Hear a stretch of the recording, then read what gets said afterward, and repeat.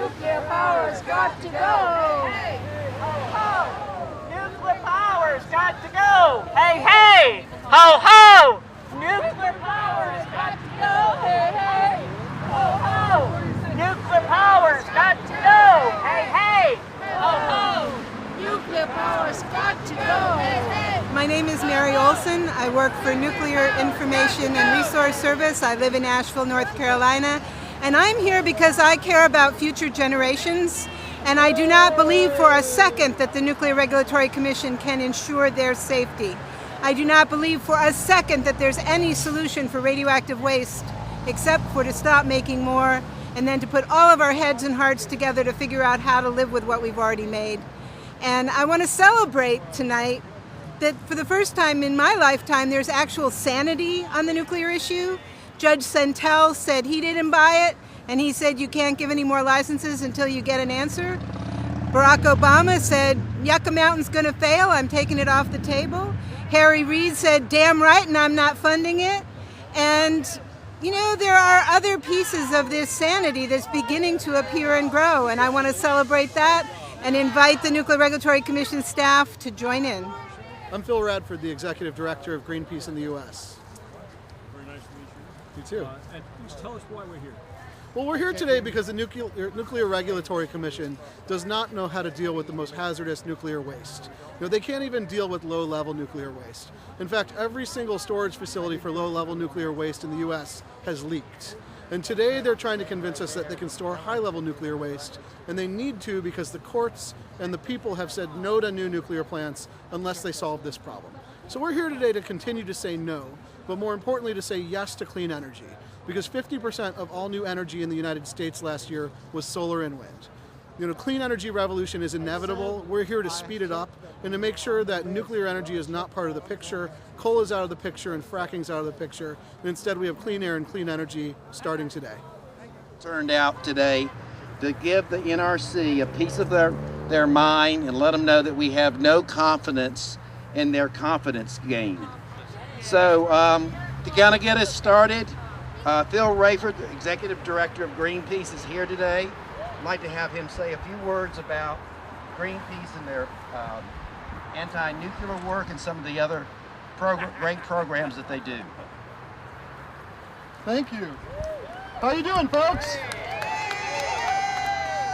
It turns out I run the Sierra Club.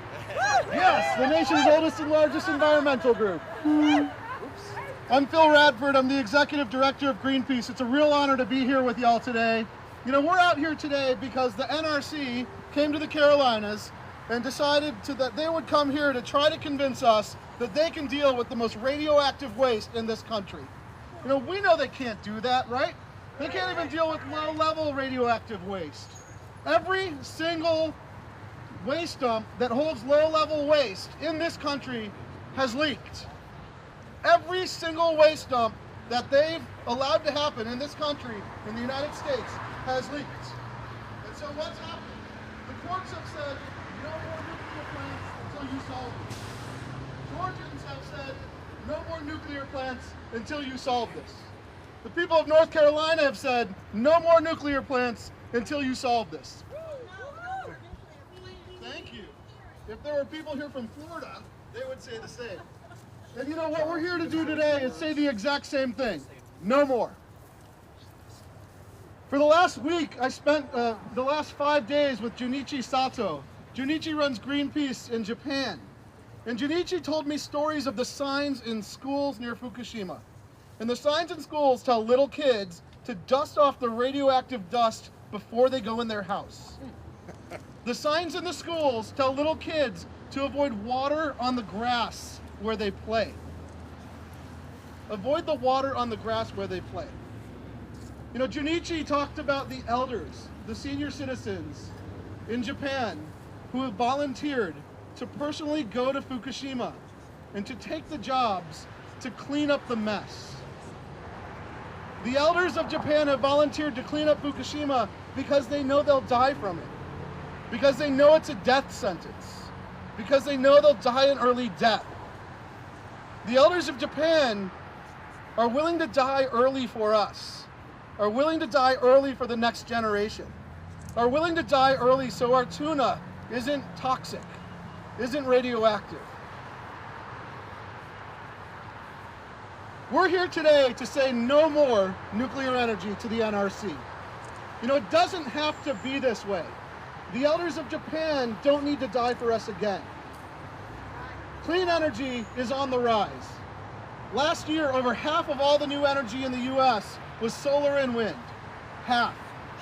The clean energy revolution is inevitable, and it is our job to make it come faster. And it is our job to say yes to elders no longer dying for us. It is our job to say yes to clean energy and clean air for our kids. And it's our job to say no. No to the NRC. No to any more nuclear waste. No to any more Fukushimas. No to nuclear power. Thank you. Thank you so much. Reverend Charles Utley is here, representing Brettel and a couple of other organizations, I believe, and he has a few words he'd like to say about this issue.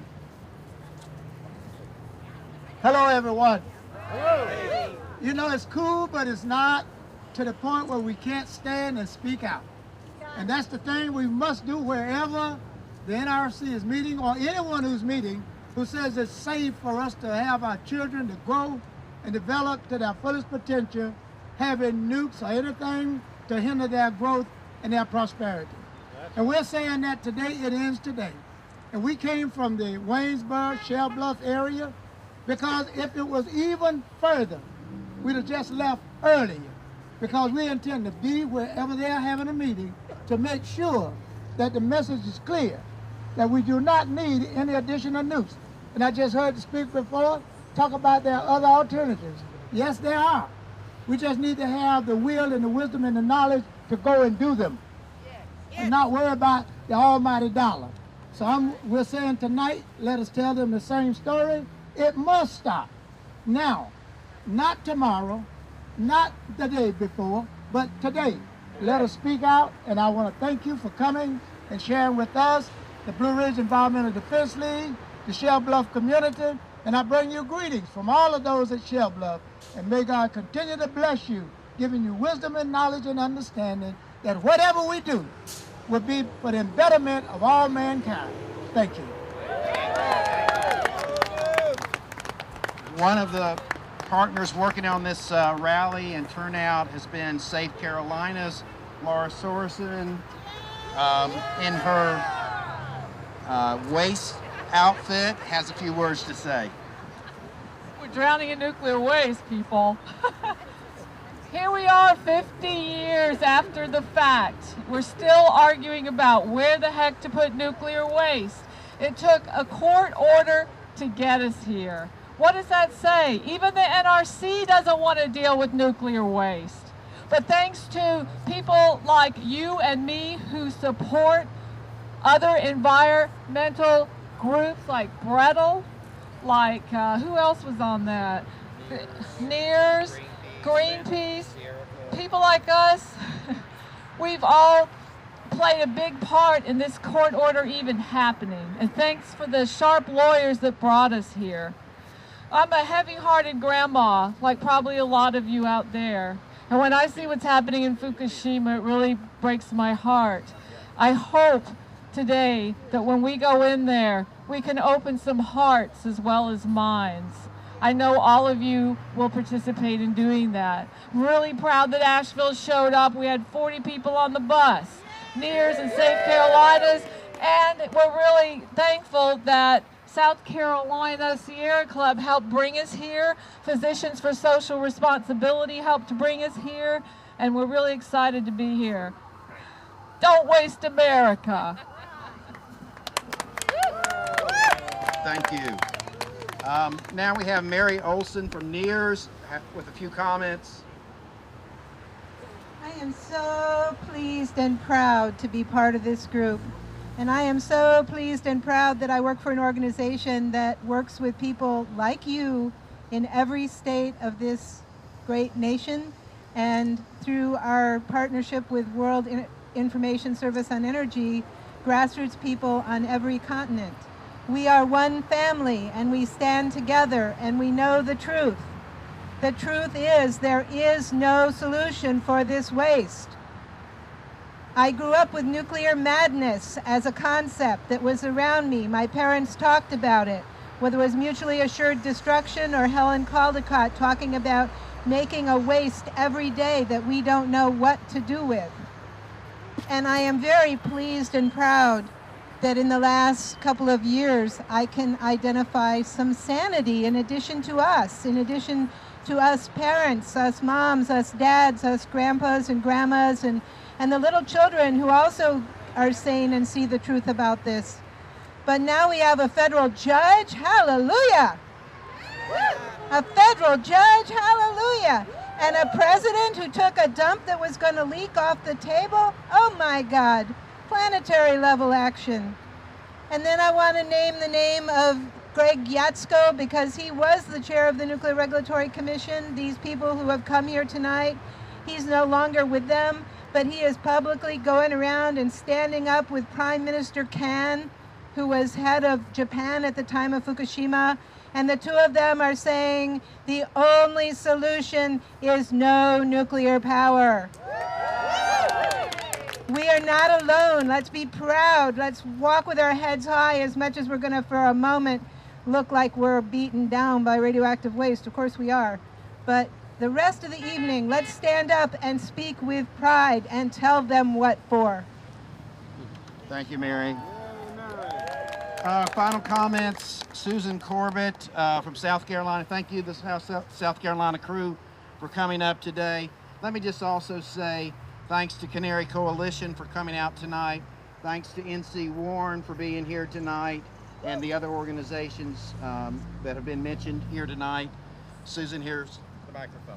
Well, I want to say thank you to Bill Gupton for pulling this all together. Bill has done a great job of being the center person to pull us all together. We had several planning meetings that he hosted, and we really appreciate all of the work that you've done.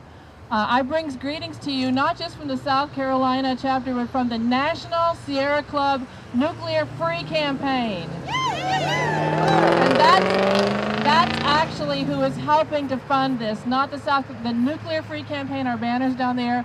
We are actually a core team of people from all over the United States that are making sure that the Sierra Club speaks loudly in opposition to nuclear power.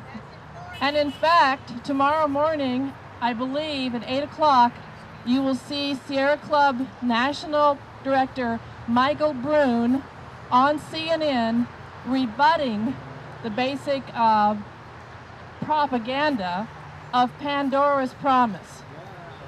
He will be on there tomorrow to speak against whatever, and you know, that's going to be played this week. You know, Pandora's Promise is really a bad name for this movie, because if you remember the story of Pandora's box, Pandora was very curious, and she decided she had to open this box. And I kind of think of that as like the nuclear scientists. They had to open the box, they had to split open the atom. And when they did, what came out? All of this incredible waste that we're now trying to figure out what to do with. Unfortunately, Pandora closed the box with one last thing in it before it escaped, and that was hope. And we have definitely released all of this horrible stuff into the environment. But we are the hope that will stop this from getting any worse. So I really appreciate you all coming out tonight. Look forward to hearing all of your comments inside. Thank you.